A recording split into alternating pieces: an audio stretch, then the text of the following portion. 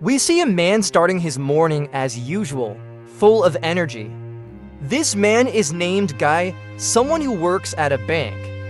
Strangely, Guy and everyone there engage in activities that repeat every day. At a bank where Guy works, there's always a robber coming to steal money. It has become a routine in that place and throughout the city. After work, Guy crosses paths with a woman who captivates him. The woman's name is Mealy, a character in a game who wears glasses.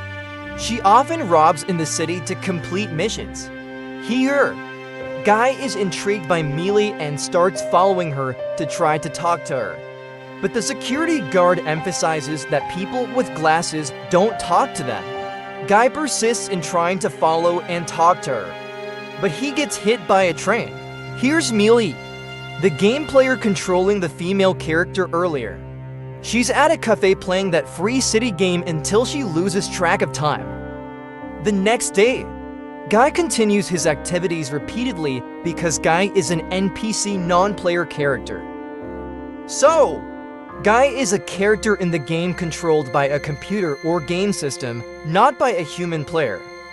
And when Guy is working as usual at a bank, players are also robbing banks as usual to increase their levels. Accidentally, Guy sees Mealy controlling that female character. Then, Guy gathers the courage to borrow the robber's glasses so he can talk to Mealy. This kid is the player controlling the bank robber, and of course, he won't let an NPC defy his character. He easily overpowers Guy. Strangely, Guy goes against his programmed settings because he really wants to approach Mealy. He forcefully obtains the player's glasses. After getting and wearing the glasses, Guy is shocked by what he sees through them. Guy sees a first aid kit that others can't see. He tries to touch it, and instantly his body heals from the injuries he had. Meanwhile, we switch to a company that creates this realistic game. We see two people who are both players and programmers in the game, namely Mouses and Keys. They both notice an NPC that they believe is malfunctioning, or being hacked by a player, so they enter the game to stop Guy. Upon arriving at the scene, Mouses and Keys interrogate Guy, leading to a chase between them.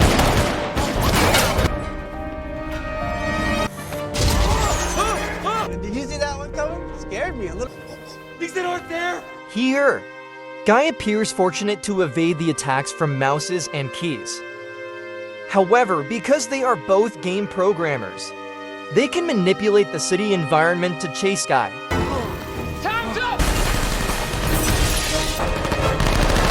Guy, feeling lucky that he can't die, is eventually defeated. I'm never gonna die! One day at Key's place, Mealy is there to discuss the game. Here, Keys asks Mealy to leave because he's not allowed to talk to players, including Mealy, or he'll be fired from the company. Mealy then reveals that it's their game, and in reality, the company's leader has stolen it from them. But here, Keys believes that the company bought the game, and he can't sue them. The next day, Guy goes about his activities as usual according to his program. Meanwhile, Mealy returns to playing her character in the game to complete a rather difficult mission. At that moment, Mealy is surprised by Guy's sudden presence beside her, afraid of failure. This causes Mealy to abandon continuing her mission and leave through a portal, with Guy following behind her. The portal leads to Mealy's headquarters, where Guy expresses his desire to have a casual chat with her. Mealy then sees and tells Guy through her glasses that she can see each player's level, including Guy, who is considered a beginner by Mealy because he's only level 1. With Mealy's level almost 200, she says if Guy wants to chat with her, he needs to reach at least level 100. After hearing that, Guy becomes excited and realizes that acquiring weapons will increase his level. Day by day, Guy progresses, rapidly increasing his level, which brings him into the public spotlight due to his abilities. However, Guy, who is an NPC programmed not to be evil, ends up doing good deeds for other NPCs. Guy's actions go viral and attract the attention of YouTubers, other players, and all media related to the game. In short, Guy has increased his level to a higher level, surpassing level 100. On the other hand, Keys, who is observing Guy's odd behavior, receives a message from Mealy that she needs help to complete a mission, although Keys shouldn't help players. He reluctantly assists Mealy by hiding in the toilet. It turns out Mealy wants to retrieve a clip containing evidence that the company's leader has stolen their game. After grabbing the clip, suddenly an alarm goes off, warning that the place is trapped. Keys can't do much to help Mealy, other than breaking into the entrance and scouting around Mealy's location.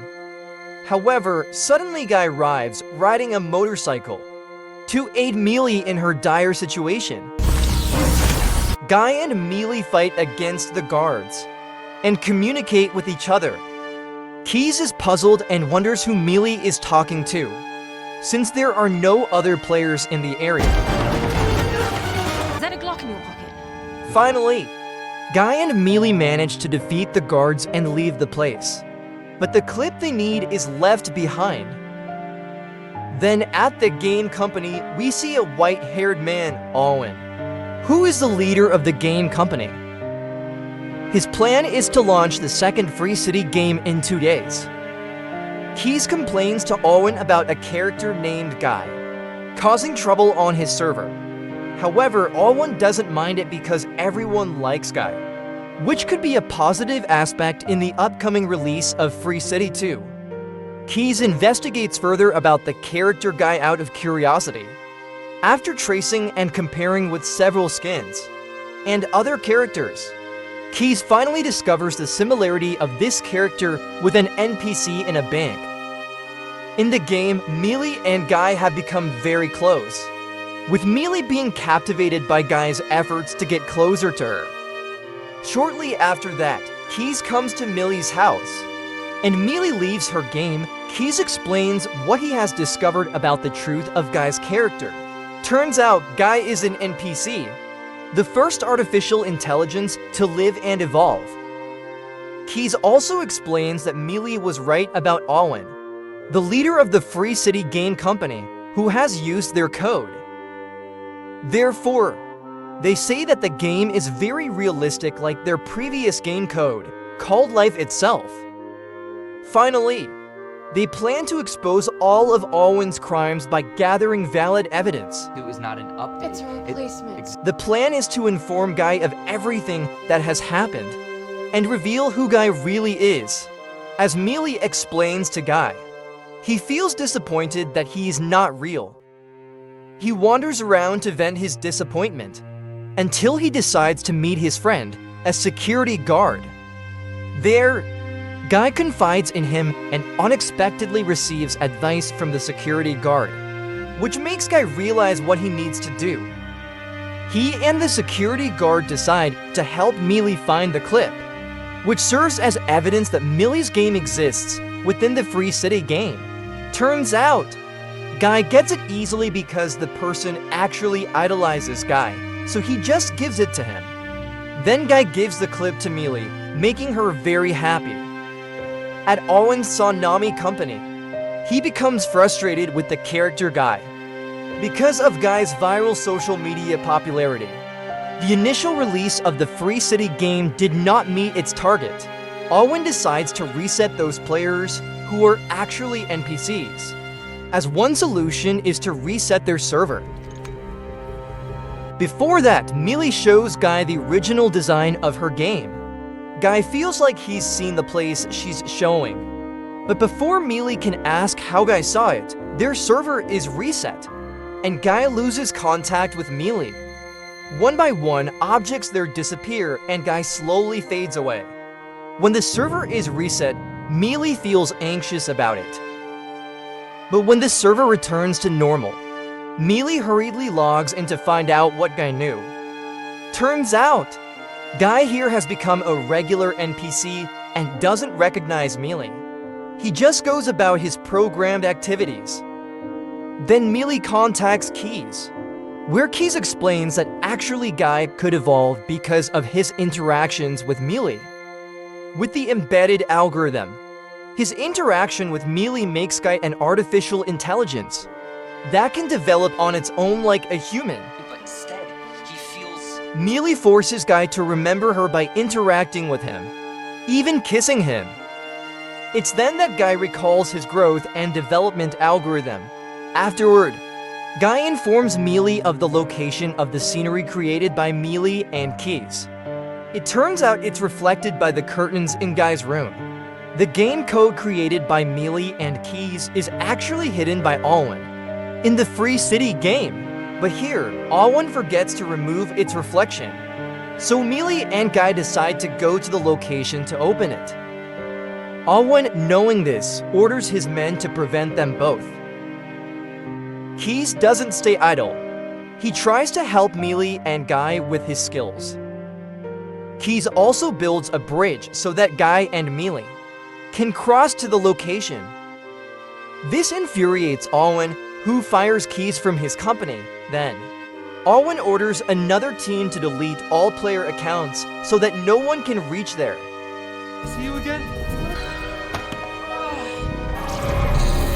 Let's go. Before leaving the office, Keys broadcasts a live stream to all media. There, Guy faces obstacles. He's blocked by NPCs resembling himself, but created to stop Guy's actions. Guy's security guard friend comes to help, but he suffers the same fate. Of course, the difference here is quite significant. Guy gets brutally beaten. In short, when Guy is cornered, the security guard gives him his glasses that fell down, but Guy ends up putting them on his opponent.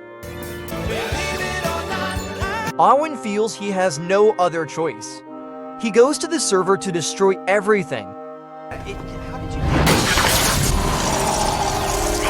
This prompts all NPCs to flee for their lives, including Guy, who tries to enter Mealy's game. Guy finally manages to reach it, albeit having to leave his friend behind.